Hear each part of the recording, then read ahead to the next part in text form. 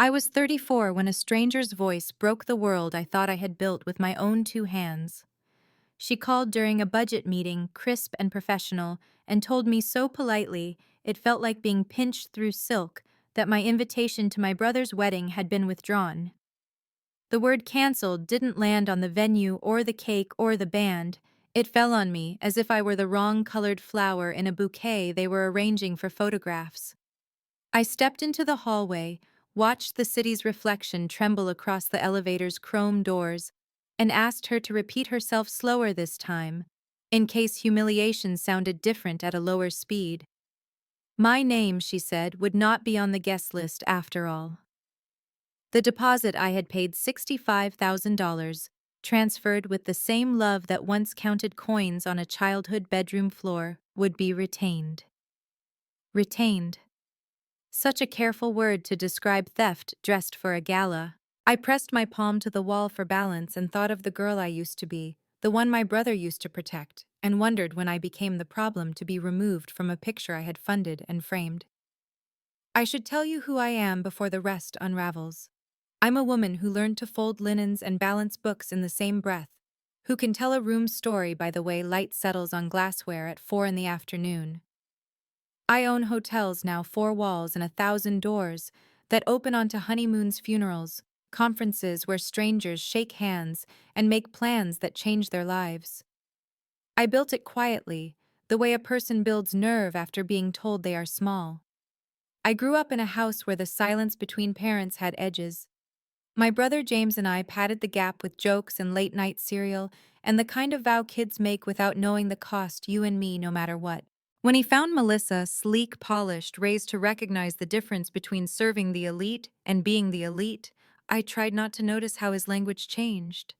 I tried not to flinch when our people started to mean hers. Love makes allowances you later call mistakes. I made one when I wrote the check. The Sapphire Grand, my flagship, would host their June wedding. My catering company would plate joy in courses. I would cover the deposit because family is both refuge and risk, and sometimes you gamble to remind yourself you're still brave. I told myself Melissa's narrow smile would widen with time, that her mother's questions about our kind of establishment were just a failure of translation. I kept my hands open as if generosity were a key that could unlock respect. When the bridal shower happened without me, I excused it as an oversight. When a seating chart circulated that did not include my name, I told myself the chart was an old draft.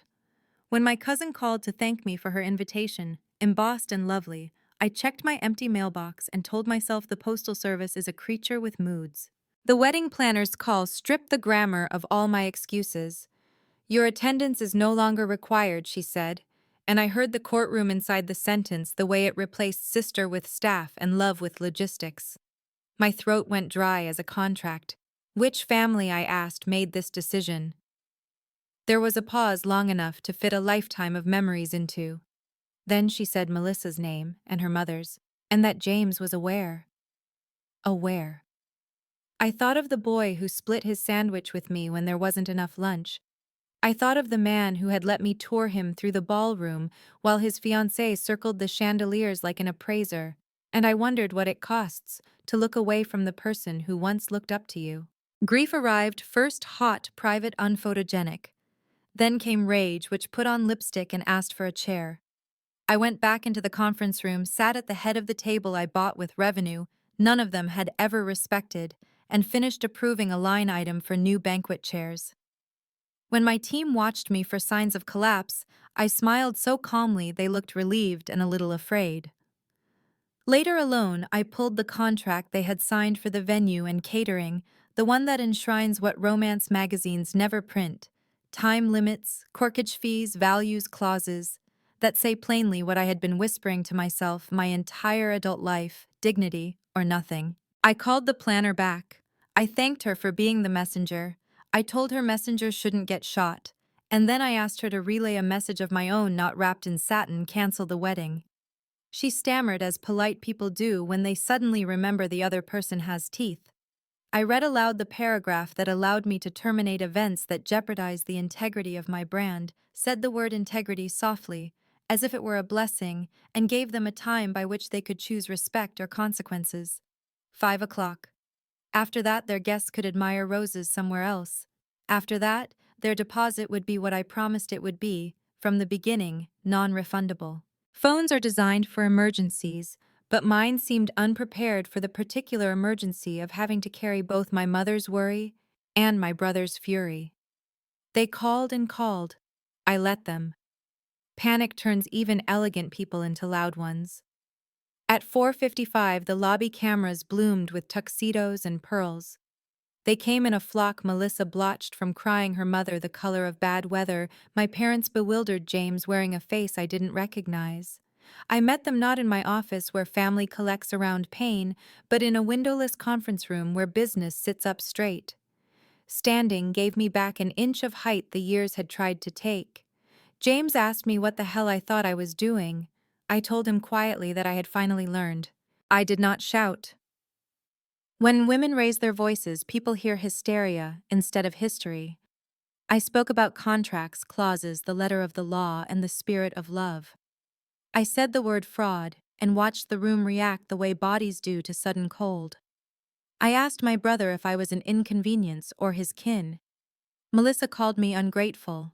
Her father did quick math behind his eyes and asked what I wanted. I said the thing I should have said years ago: respect with interest. An apology that admits to harm and not just to optics.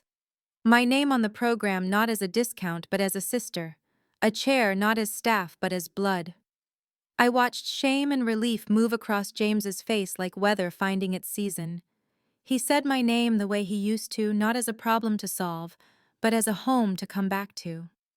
Somewhere behind us, the florist's peonies drank water and opened. Somewhere inside me, a hinge I hadn't known was rusted loosened, then swung. The silence that followed my words stretched long enough to taste. Melissa's mother clutched her pearls as though I had threatened the roof itself. Melissa's cheeks burned crimson, and her voice rose sharp, brittle. "You're making this about you. This is our day."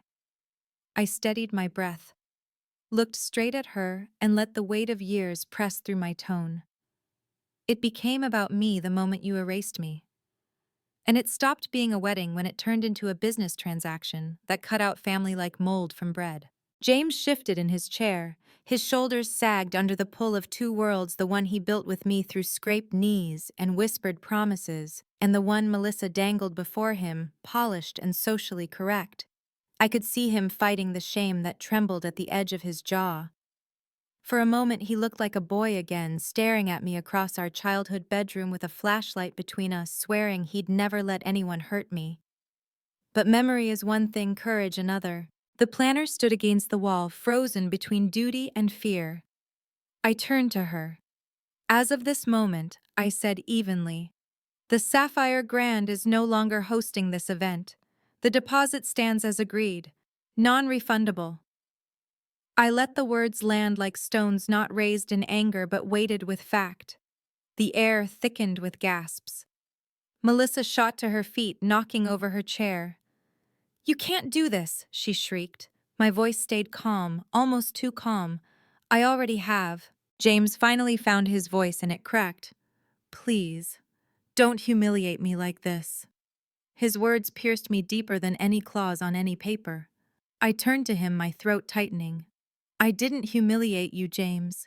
You did when you let them cut me out like I was nothing but a credit card in heels. You made me invisible in the very place I built." His eyes glistened, and for the first time since this entire ordeal began, he didn't have a rebuttal. My parents wept quietly at the corner of the table, caught between the daughter who had become too sharp to ignore and the son who had been softened by the wrong hands. I wanted to hold them, to tell them none of this was their fault, but this was not the moment for comfort. This was the moment for clarity. I pushed the contract toward Melissa with two fingers. "If respect is too expensive, then perhaps you should plan a wedding you can afford without my roof, without my walls, without my name." The clock struck 5. Right on cue, my phone buzzed with a message from the events manager confirming that the ballroom booking had been withdrawn. The vendors notified the staff dismissed. The wedding as they knew it dissolved with the soundless efficiency of glass turning back into sand. Melissa's scream filled the room like feedback from a microphone. James slumped into his chair, face pale. But beneath the rage, beneath the sorrow, something new settled over me. Relief.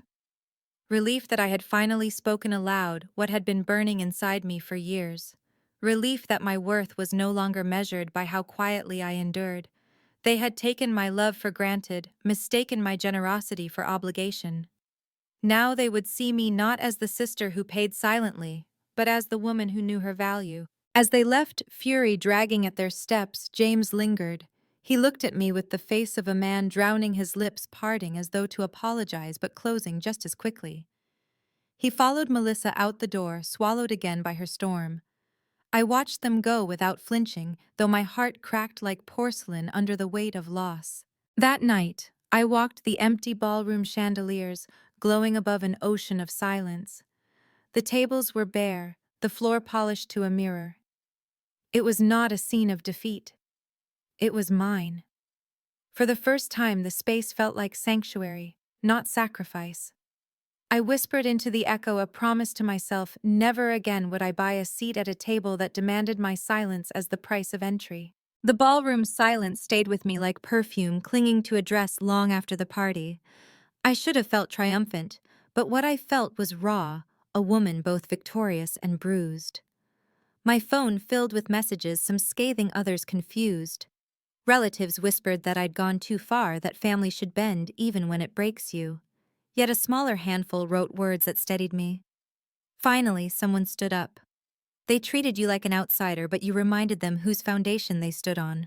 In the days that followed, the fallout unfurled like storm clouds. Vendors pulled out guests, canceled flights, and Melissa's family scrambled to find another venue. The society pages speculated, tongues wagging not about their union, but about their humiliation. And James, my James, disappeared into silence. No calls, no texts, not even a furious voicemail. The boy who once trailed me through cornfields, who once promised me we'll always be a team, had vanished into the orbit of a woman who saw me as nothing more than a checkbook. And yet I grieved him as if he'd died. I went through our old photo albums, traced his smile with trembling fingers, remembering birthdays where we blew out candles together. Nights we shared secrets through walls so thin even our parents could hear, but chose not to. I cried into the curve of my pillow, rage mixing with sorrow, until it tasted bitter on my tongue. I had wanted respect, not revenge, but the line between them blurred under the weight of betrayal. One evening, I found myself back at the Sapphire Grand, standing in the courtyard, where roses grew against the stone. The gardener, an old man who'd worked for me since the beginning, looked up from his pruning and said softly, "Sometimes you have to cut the stem to save the bloom." I nodded, but the ache inside me refused to be soothed. It was a week later when James finally came. He didn't call ahead. He simply appeared in my office, thinner than I remembered, dark circles hollowing his eyes. For a moment, neither of us spoke. Then he said, "They told me it was you or them." His voice was flat, almost empty. And I chose them. I thought I had to. I stared at him, searching for the brother I remembered in the man who stood before me. And what now, I asked. He swallowed hard, hands trembling. Now they've left. Melissa called off the wedding, said I was nothing without her name. And I... His words broke into silence. He looked at me like a man standing in the wreckage of a house he helped burn down. 1,000 emotions warred inside me. Anger, pity, love, grief. I wanted to scream at him, to tell him he had thrown me away like I was spare change. But I also saw the boy with scraped knees, the one who shielded me from our father's temper, the one who taught me to ride a bike by running behind me until his lungs gave out. "You betrayed me," I whispered. He nodded, tears finally spilling. "I know." We sat in that office until the city lights blinked on outside, saying little, breathing the same heavy air. He asked if forgiveness was possible. I told him forgiveness was not a door you walked through in one night.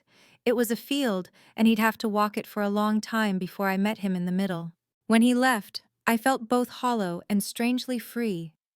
Family can wound deeper than strangers ever could, but sometimes survival means stepping away from the ones who draw blood with a smile.